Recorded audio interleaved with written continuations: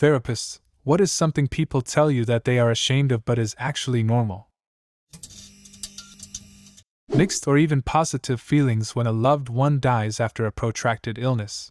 Especially someone who hung on for a long time, very sick and suffering, or an older relative with dementia. There's often a feeling of relief, of, at least that's over. It's perfectly normal, and it doesn't mean you didn't love the person. My cousin recently passed from a lifetime of illness, starting with a premature birth, then cancer, then an endless string of issues. I miss my cousin, but I'm glad she doesn't have to put up with it anymore. I've had patients describe their imposter syndrome in great detail, and are genuinely surprised when I say everyone feels like that, myself included sometimes. As another therapist with imposter syndrome, 100%.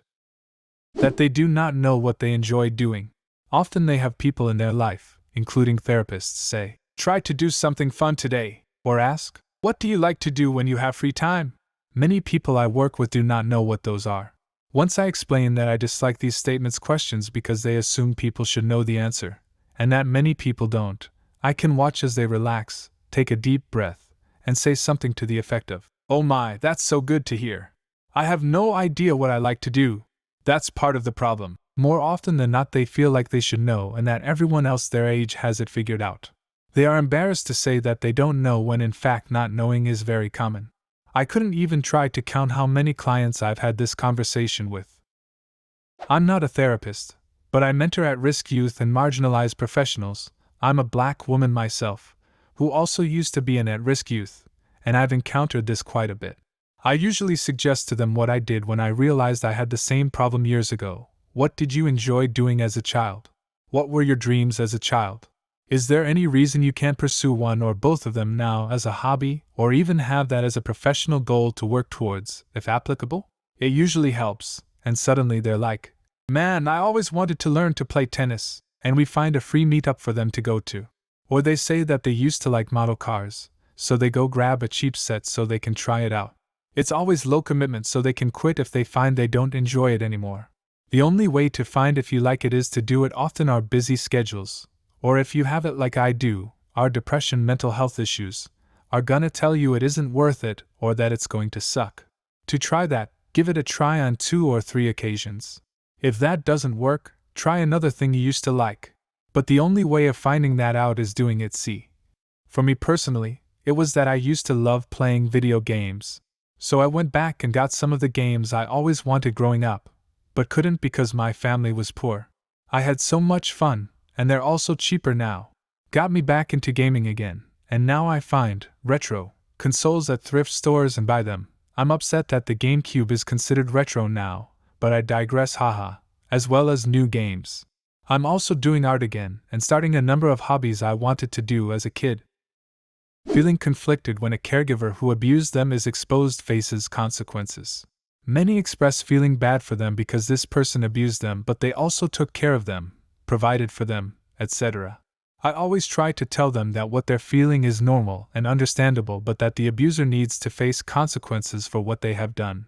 For context, I primarily work with preteens who've experienced sexual abuse. My therapist is fantastic about this.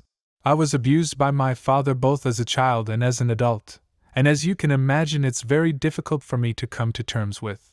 My therapist said, "You can mourn the loss of your father, the caregiver, while still being angry at your father, the abuser. The two are not mutually exclusive." That was very helpful to me, to allow me to be angry and sad and make peace with it. Their trauma histories. Being conflicted about certain aspects of their abuse, like loving their abuser or not hating all aspects of the abuse. Suicidal thoughts. Feeling worthless or just not loved. I've also had many clients who refuse to talk about their strengths or what they like about themselves. Having intrusive thoughts. Thinking about steering into oncoming traffic is a popular one. Also, when they're talking about inner dialogue, people fear I'd consider them psychotic. Having really fucked up thoughts. Intrusive, violent, or uncomfortable thoughts are very common, i.e. call of the void. For most they are a passing thing like, "Oh, that's weird," but for some they get stuck and people judge themselves for them, thinking there is something wrong with them. Edit. I will share a mantra that has helped me throughout my life, both as a therapist and as someone with OCD. I am the observer of my thoughts, not the manifestation of them.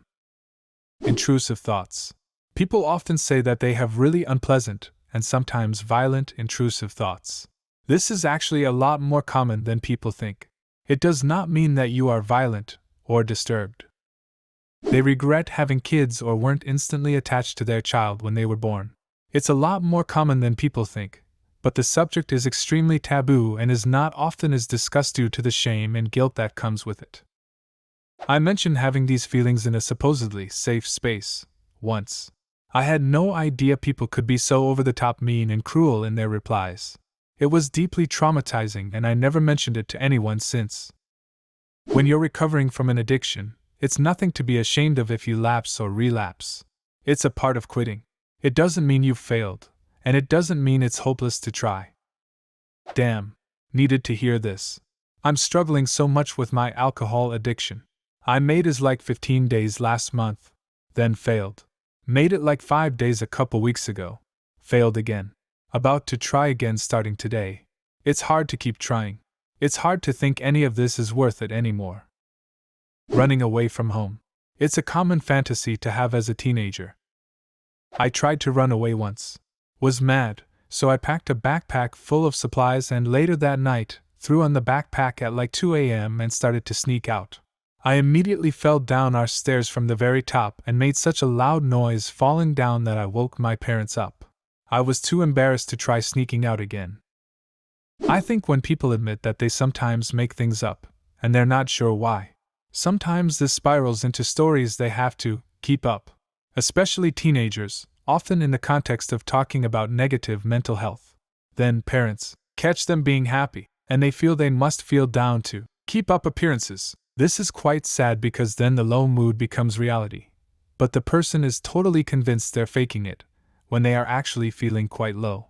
It seems to come from people not having the skills to connect properly with others, or trauma. The sad part is, these people do well if they can. Honestly, I think everyone does. So if they could connect in a healthy way to others they would.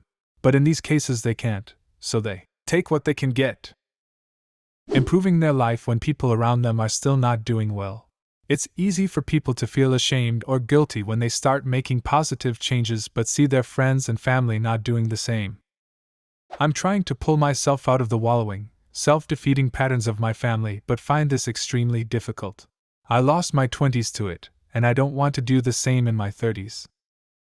I've gotten a lot of clients complaining about how their friends and acquaintances have passed them by, in terms of career, romantic relationships, etc.